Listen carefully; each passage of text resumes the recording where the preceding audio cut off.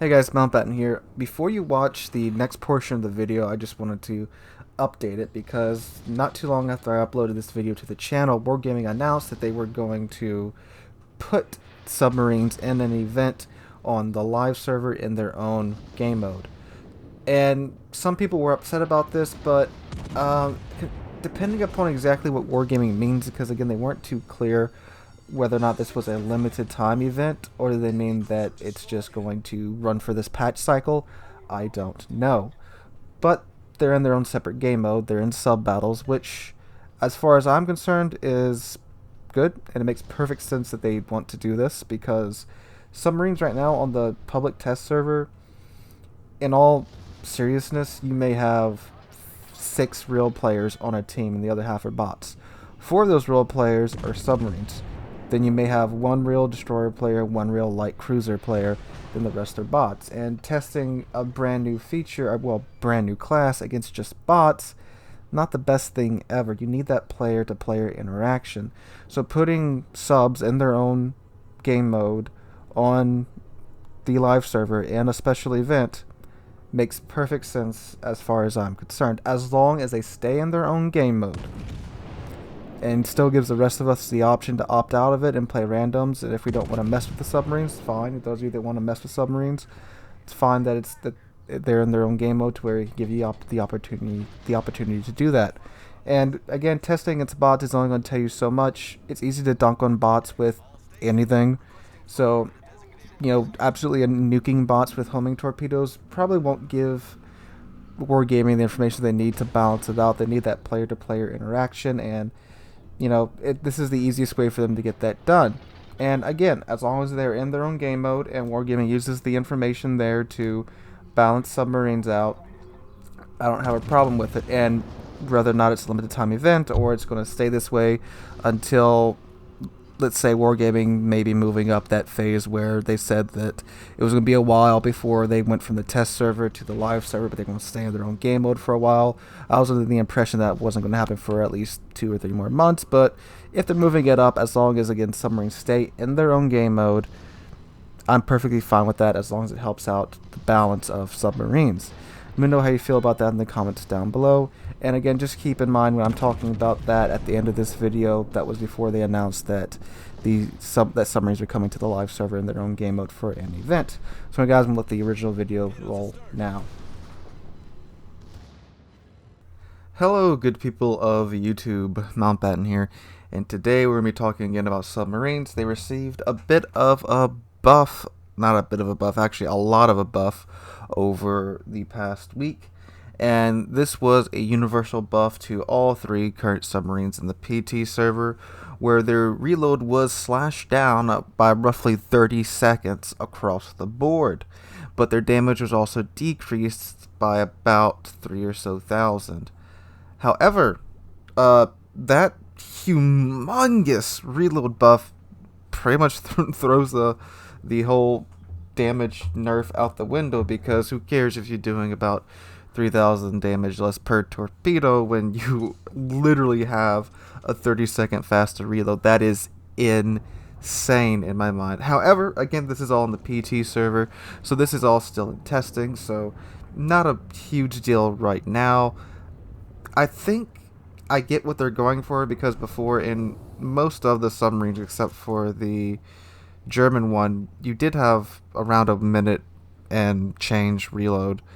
But I understand, it's kind of frustrating just to sit there and wait for your torpedoes to reload, but when you are capable of absolutely erasing a ship per salvo, it's kind of balanced in that regards. But now, wow, I mean, the German submarine, the U-69, has a 41-second reload on its torpedoes. Now, that's still perfectly capable of erasing a ship in 1 salvo every 40 seconds, which, unless you are just I don't know how to describe it, just extremely lucky with RNG, there's very few ships in this game that can completely just remove a ship's health pool in 1 strike every 40 seconds. Even battleships, unless they are just sitting perfectly broadside and the player is just not paying attention at all, then yeah, you could do it in a battleship, but you would have to land every every shell, and it all connect to the citadel or the juicy spot in the ship. And with submarines, you don't have to do that. You just have to lock onto them and kind of throw your torpedoes out in the right direction and completely just remove their health. And I did try it out on the U-69 and the Cachalot. The Cachalot had like almost a minute and a half reload on their torpedo tubes, and she has a range of 10 kilometers. So yeah, and again, it's all still in testing, so not the biggest thing to get all worked up about right now, but submarines are really powerful right now. If you kind of jumped on the bandwagon to play submarines at the beginning of PT and kind of haven't gone back, I would recommend you go back and try to get a feel for them now, because they are very powerful now. They also improved sub v sub warfare. The torpedoes underwater are now much more accurate and much more determined to get to their target, because before they would kind of home in, but it's kind of same with trying to home in on a ship that was mainly, dodging in a two-dimensional space, and the torpedoes weren't the best at going up and down, and literally I could sit there at just 1/4 speed underneath the surface and just, oh, these launching torpedoes at me, let me just increase my depth a little bit. Okay, now let me decrease my depth, and that would be enough to dodge torpedoes. Now you got to turn, dive, and run at full speed all at once. It's actually kind of fun now to dodging torpedoes underwater, so that's improved. And is it anything else get changed? I think that's it. Everything else is still pretty much the same, but there's a lot less people on the PT server now. So instead of having 4 subs per side, it's more along the lines of 2 or 3, which I think when this goes live, they're going to aim for 2 subs per team once, the hype around them dies down a little bit. So it's kind of getting closer to where it's going to be on the live servers as far as the submarine population goes, but we are still fighting mostly bots, so it's kind of just a muckle rush every match. So besides that, that's the submarine buffs. I have a couple of suggestions as to some countermeasures for subs that the ships in the game that don't have ASW equipment on board kinda need. And this is just for really like bare minimum balance here. So the ships in the game that don't have depth charges or whatever other equipment that is going to be added into the game, the Pan-Euro DDs, they're bristling with depth charges, anti-submarine rockets, and other types of equipment on them. I'm sure that will all become useful in, I'm sure that's all going to get animated and added into the game when subs go onto the live servers, but for now, all we know for sure is that depth charges are going to be the go-to ASW weapon. So if you look at the ships in the game, heavy cruisers, battleships, aircraft carriers have 0 weapons to attack submarines when they are below the surface. And the way submarines currently work right now, if a submarine doesn't want to come up to the surface, it doesn't have to. It can chill at whatever depth it wants to and travel at 1/4 speed and recharge its battery pack and never have to come to the surface. So if you're in a battleship, a heavy cruiser, or aircraft carrier, you are completely boned as of right now. I have 2 suggestions that would help those classes out and give them a minimal defense against submarines. The first one is pretty simple, and it's been suggested more than a few times by more than a few people, and that is give every ship that does not have depth charges or any type of ASW equipment on board the ability to call in an ASW plane, something like a Catalina for the Americans, and whatever other plane needs to be modeled or whatever for every other nation. At first, everyone can just use the Catalina because the Catalina has already been modeled and is already in game, and I'm not a plane guy. I had a professor in college who was a plane guy, and if I asked him right now, he could probably just throw out a list of ASW planes that we used during World War II. But as far as I know, I can only name the Catalina, but I know other nations had planes. But again, right now, every nation can just use the Catalina model until the other nations' models get added into the game. And for all I know, half of them could already be in the game from all the ports and stuff. So you would call in the Catalina. It would be just like the catapult fighter. Instead, it wouldn't be launching off of your ship. It would just spawn from above, kind of like the CV fighters do. And where the submarine is detected, or where the I forget what they call it, kind of the area that the destroyers get pinged to when the submarine gets kind of detected. It's like the submarine area, whatever.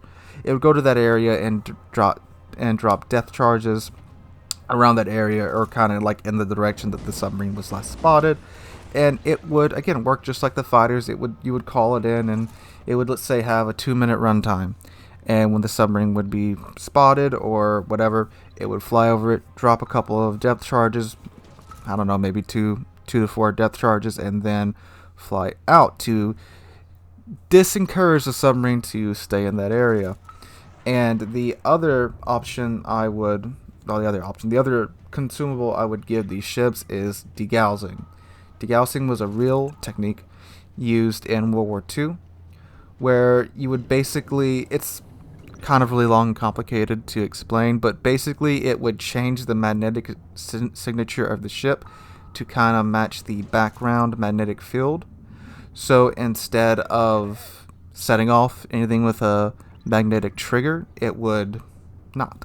Now, in real life, it was used against magnetic mines, but we are stretching it here because this is a video game, and we need balance in a video game. And right now, the ability to nuke the crap out of a battleship and citadel it with torpedoes, well, citadel any ship with torpedoes is kind of stupid, in my opinion. So this would negate the magnetic torpedoes. Now, this wouldn't just make them useless. No, it would change them back from magnetic torpedoes into normal torpedoes that the ship's torpedo belt would absorb their whatever percentage of the damage is going to negate. And therefore, the ship, it's still going to take damage, but it's not going to get citadeled by these torpedoes. And you can give this to battleships, heavy cruisers, aircraft carriers, and maybe light cruisers and destroyers too. Why not? Since they do, well, destroyers don't. Since those other ships do have torpedo protection that's just completely being ignored by these torpedoes at no fault to the player. It's not like you already ate 2 or 3 torpedoes and your torpedo protection is gone. No, it's just outright ignoring your torpedo protection. It's kind of, again, stupid in my opinion.